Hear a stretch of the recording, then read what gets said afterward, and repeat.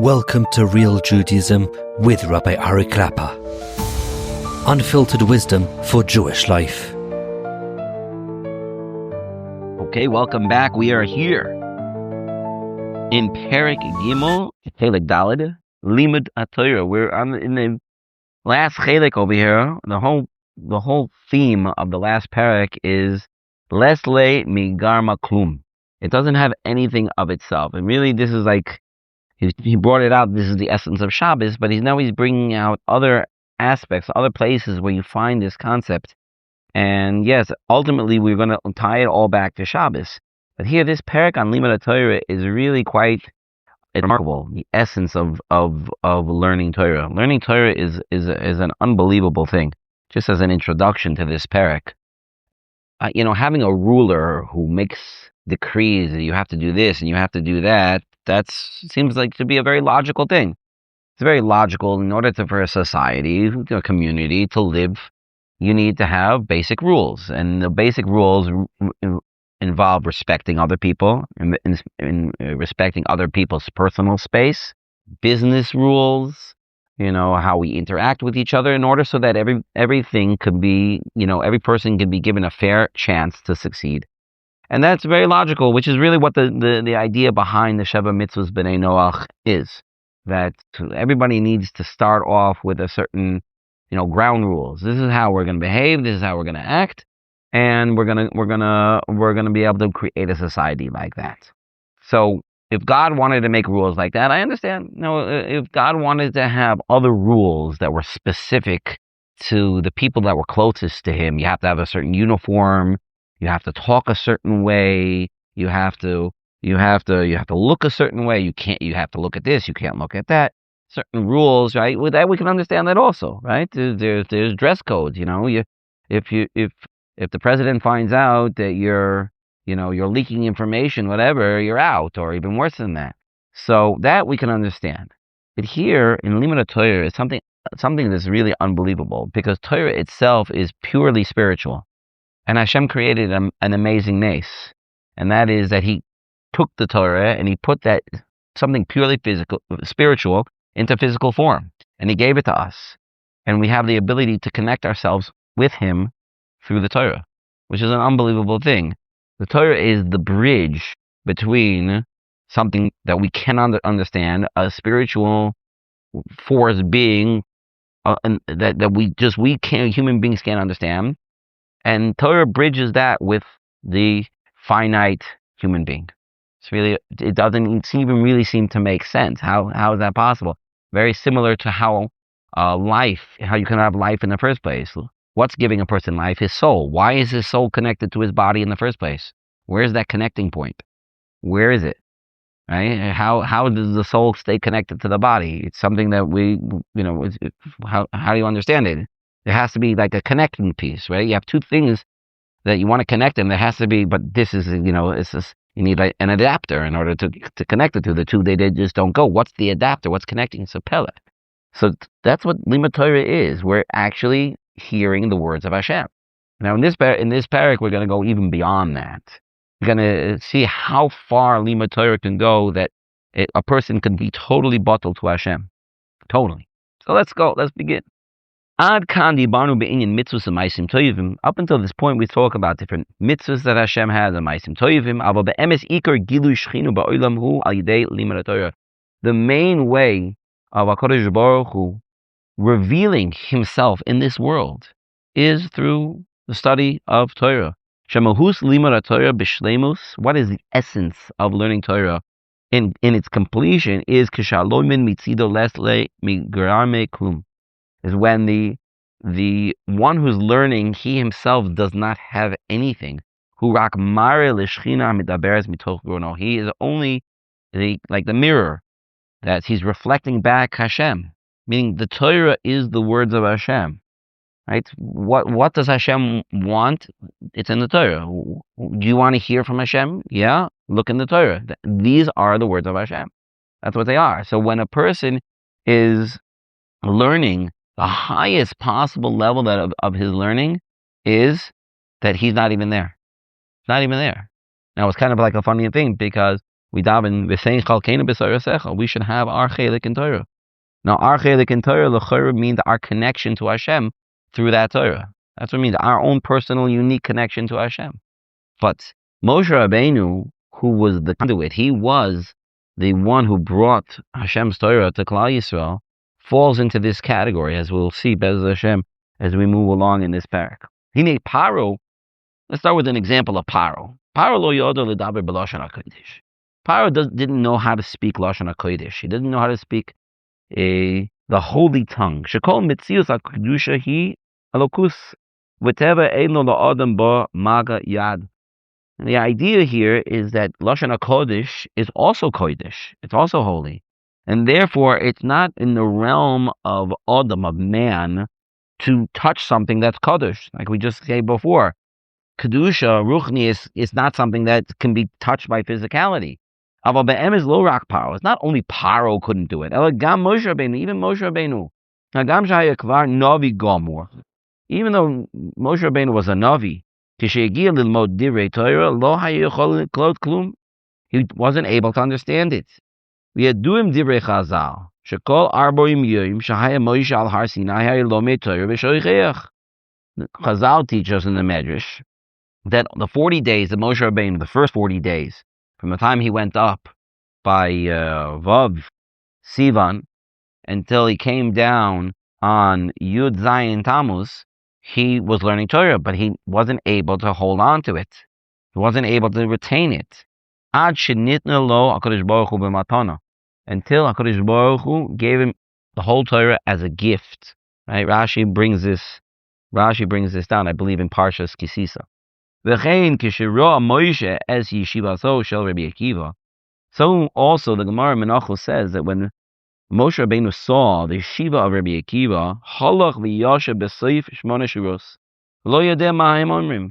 He went and he sat down in the last row, the 8th row, and he started listening to Rabbi Akiva shir. And the Gemara says he did not understand what Rabbi Akiva was saying. L'chori yifle lama shelo yovin klum. How could it be that he didn't understand anything Rabbi Akiva was saying? Einachanami shadayin lo kibal et dvarim.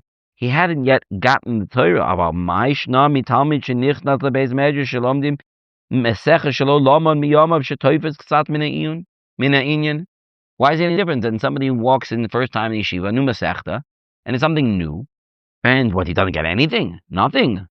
Why should Moshe Rabbeinu be any worse than any regular bocher who walks into yeshiva on the first day? Yeah, maybe he had a hard time. The Rebbe was very, very confusing, but he didn't get anything?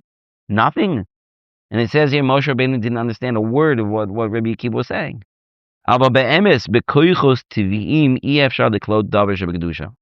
So what's the answer to this?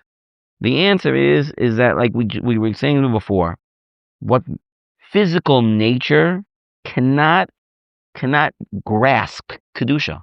You cannot hold in Kedusha with physical parameters. It's not possible. It's like trying to hold in sound waves with a cup.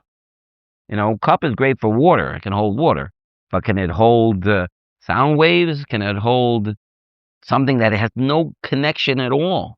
Spirituality and physicality are two completely different things, and one cannot hold the other. And therefore, it's not normal. It's impossible for something physical to grasp something spiritual. Ubiprat Torah, for sure, the Torah she'eno davar shebekdusha, ela etzem hakdusha.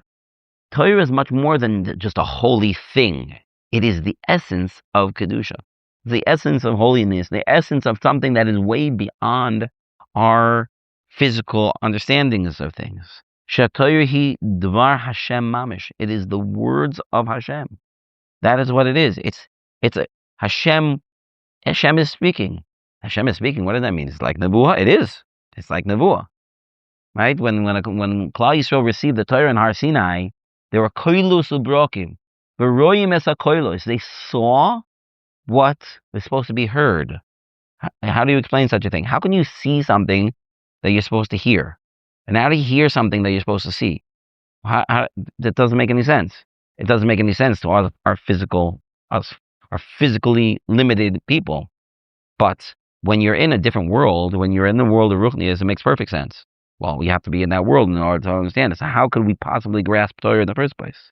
Well, if Neimat Torah שהשרה הקדוש ברוך הוא שכינתו על ישראל ונתן לו את התורה באופן פלאי במתנה. Before Matan Torah, HaKadosh Baruch Hu brought his Shekhinah down onto Klal Yisrael, and he gave them the Torah in an most unbelievable way as a gift. It wasn't physically possible. Physically possible, it wasn't, to be able to totally grasp the Torah. The Torah itself is a Gilui Shechina. It is a revelation of Hashem. Misha Shomer Dvar Torah, Lamito Shel Davar Shomer Dvar Hashem. Somebody who's a real piece of Torah, it's like you're hearing straight from Hashem. Velokim Kadosh Midaber Mitoch Rono. It's like Hashem speaking. Shegilui Torah Hu Iker Gili Malchus Shamayim. When we reveal an idea in the Torah, that is a revelation of Hashem, of Hashem's Malchus. That is how we see Hashem. That's why he's saying that the Torah is this bridge, is this unbelievable bridge to actually see Hashem. But that's why we can understand, well, can everybody learn Torah? No. Right? The Torah was given to Klal Yisrael. It wasn't given to anybody else. The other nations had a chance to take it, and they didn't. This is the reason. Lama anova hi hayisoid agadoy lekinyan Torah. This explains why anibus, to be an anav, to be a humble person, humility, is the key, is the foundation of grasping and making a true acquisition, a kinyan of Torah. Kemo b'mashal hamara, just like when it comes to the mirror. Bihirut atzmunat luya ad kama les le migrama klum. The clarity that you see in the mirror is only because there's nothing else. The mirror is not dirty or anything like that. Kain shlimus chochmas haTorah tluya b'midas hanova. Same thing with being shalom with the chochmas haTorah, that you become full through the chochmas haTorah, is totally on the midah of hanova. Shelefi hanova haritbatlut. It's because we're cleansing ourselves, we're being mevatel ourselves, that we're actually making that mirror clean.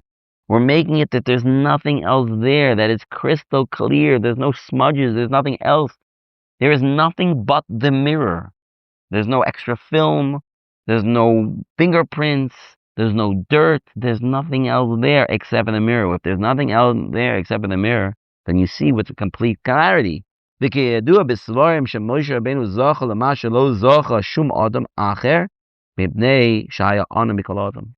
just explain what this means. And Moshe Rabbeinu, because he was the Ana Mikol Adam, that's why he was Zeiche.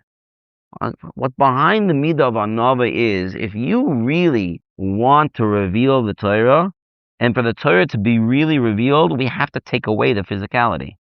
All the physical aspects have to be removed. It is spiritual. So it is spiritual, that's what it has to be. It has to be completely spiritual. Therefore, if the one who's teaching the Torah has something about themselves, so then you're getting the Torah plus themselves. You're not just getting the Torah. You're getting the physicality. You're getting that person or that thing, whatever else is coming along with it, together with the Torah. Now, is that a pure revelation of the Torah? No, it's not. A pure revelation of the Torah is only the Torah. That's it. Anything you add to it takes away. Therefore, Moshe Rabbeinu made himself that he was such an anav that he wasn't anything. He was nothing. He viewed himself, and he really felt that way. What am I? I am nothing. I'm nothing. So if I am nothing, I can't understand anything. I can't do anything. And this explains the Medrash. What Moshe Rabbeinu, after 40 days, he didn't understand anything because he himself was nothing. He didn't have anything. He couldn't grasp it. When he made himself into nothing, that's when you can reflect completely something else. But that's what it means, that you need to be an anav. It means that can't be anything from myself. Every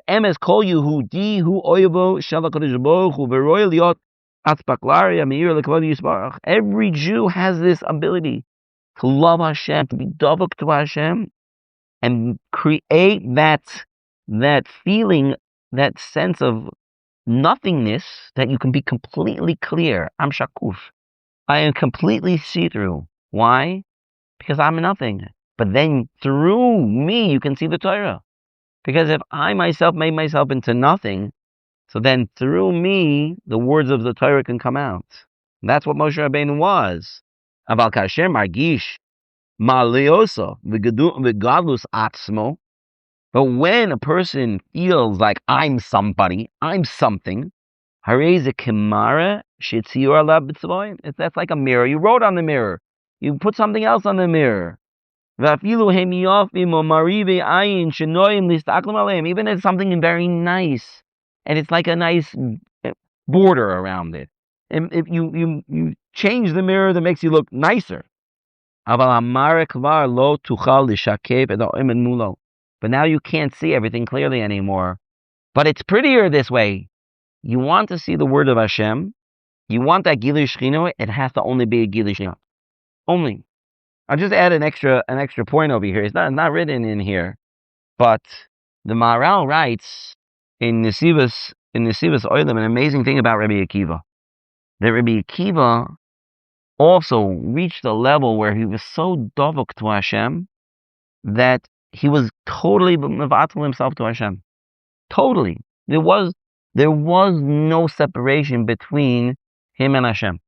And he brings this by the end of Rabbi Akiva's life, when he was murdered so viciously in such a cruel way, that it was the greatest simcha for Rabbi Akiva at that time. The greatest simcha. He said, I've been waiting my whole life for this. I've been dreaming of this day my whole life. He had to be murdered in such a cruel way. That's what you've been dreaming? To show how much I want to cling to Hashem, even in the worst possible situation that a person can imagine. And this dafka here, I'm clinging to Hashem. The Maharal describes this as a complete hisbatlut. Rabbi Akiva made himself nothing. He was nothing until the point where he was so mevatel himself, he was totally clung to Hashem. It's the ultimate highest level of avas Hashem. When you're totally davuk to Hashem, that to a point where I don't have any existence besides for Hashem. My existence is nothing, and therefore I can totally cling to Hashem. It's unbelievable. But that is really what the idea behind Moshe Rabbeinu was as well. It was, I'm nothing, and therefore I have the ability to give over everything. And Rabbi Akiva was like that also. I'm nothing, and therefore I have the ability to give over everything. I have the ability to give over Hashem's Torah because it's pure. It's really from Hashem. You don't want my Torah. You want Hashem's Torah.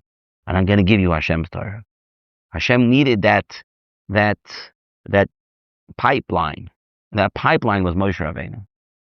Moshe Rabbeinu, in order to be a pipe doesn't give any of its own stuff. If you're trying to get water from point A to point B, so in point A, the water comes in, so the water is pure, 100% pure. You want that exact same water to come out of point B. The exact purity of that water that comes in from A, you want it to come out on the other side. No, you don't. No, you know what? The pipe has also all kinds of minerals. It has all kinds of things. It adds some things to the water. No, I don't want that. I don't want a pipe like that. Certainly not. I want something that is going to be exactly the same. That means the pipe can't add anything. That's what Moshe Rabbeinu was. Direct. From Hashem's mouth to Klal Yisrael. That's it. Me, I'm just a pipe. That's it. I don't add anything. It's all from Hashem. Even, and this was very unique about Moshe Rabbeinu, because after Moshe Rabbeinu wasn't like this anymore. After Moshe Rabbeinu, we have a klal, lo b'shamayim hi. Once the Torah was given to Klal Yisrael, we don't go back to Hashem and say, we don't know what this point means, so can you explain it to us again? We don't have that anymore. The Gemara says about Yoshua ben Nun, that after Moshe Rabbeinu died, they forgot many halachos. Hundreds of halachos were forgotten after Moshe Rabbeinu died. And they went to Yoshua, and they said, Yoshua, Can you get these halachas back? Ask Hashem what these halachas are, and then we'll get them back. So Yeshua's like, I can't do that. Once the Torah is here, we can't.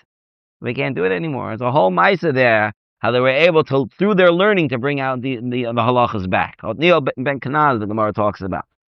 Anyway, the idea is the more we're davuk to Hashem, the more we can bring out these halachas. I'm just going to add, we're going to stop over here in halacha beis, but I would like to add a very interesting point, which I came across a little while ago, over a year ago. There's a very interesting Gemara in Maseches Bamitzia. The Gemara in Maseches Bamitzia talks about Rabbi Bar Nachmani. Rabbi Bar Nachmani is more commonly known in the Gemara as Rabbi. Yeah, Rabbi Bar Nachmani. So, to make a long story short, Rabbi Bar Nachmani was running for his life.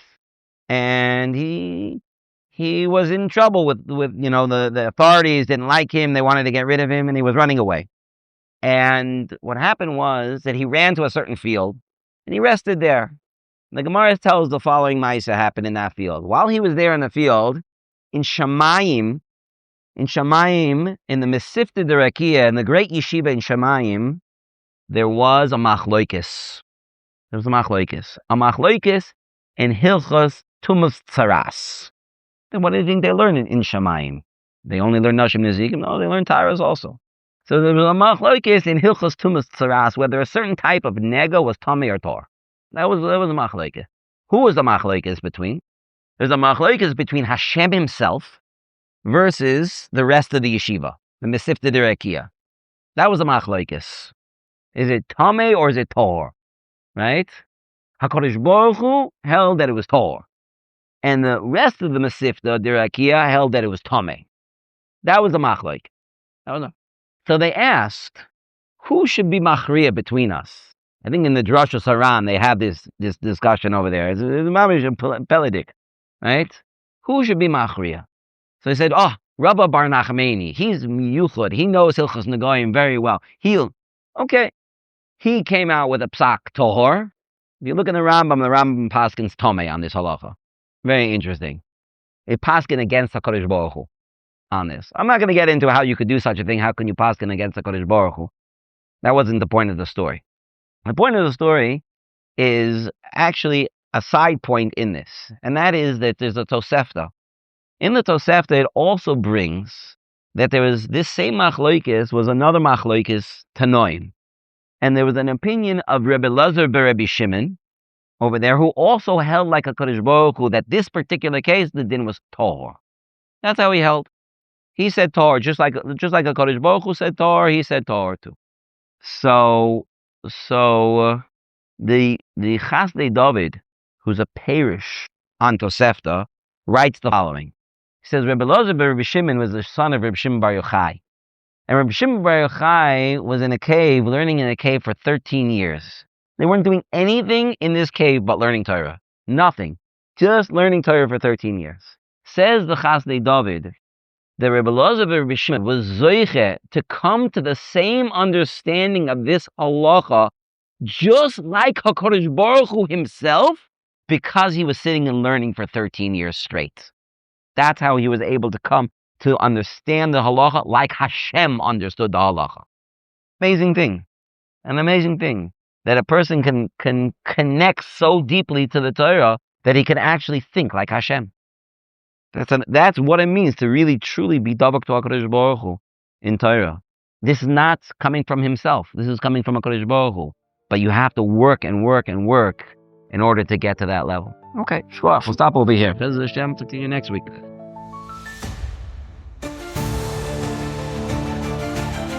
Thank you for joining Real Judaism, where we explore Torah's wisdom for real life.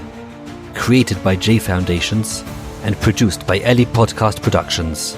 Find more episodes at realjudaism.org and subscribe wherever you listen to podcasts.